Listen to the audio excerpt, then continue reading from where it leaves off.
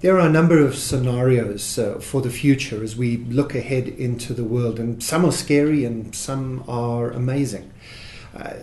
I'm not sure which will emerge, because history shows us that at the end of an era, what happens is that the era has taken 150 years to develop, and the people who have taken the 150 years, the families, to be honest, that have taken 150 years to reach the top, then establish themselves as the overlords. It happened with the farming era, and you eventually had these feudal overlords with their manor houses and all of their staff and slaves and vassals. And then the slaves rose up and killed them, basically. I mean, that's what history shows us happens over and over again. Right now, we are at the end of the industrial era. 150 years of history have perfected the industrial system. The entire education system, the entire global democratic capitalistic system is there. And I think in the United States of America, we are seeing the culmination of this system, where a very few families own a very large amount of the money. In fact, 1% of America owns more wealth and more resources than the bottom 53% combined. And that's as unequal as any time in history.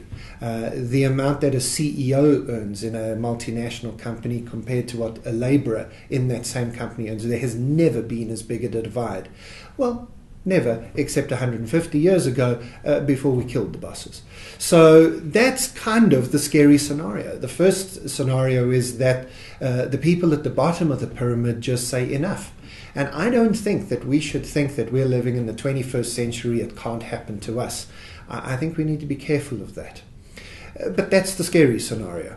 The positive scenario is that we are seeing a lot more philanthropy from some of the world's richest people. They're realizing that giving back is actually a bit of self-interest there as well. And personally, I am an optimist. Personally, I like to look at the sunny side of the future. I believe in us as humans. And I hope that we will find better ways to live.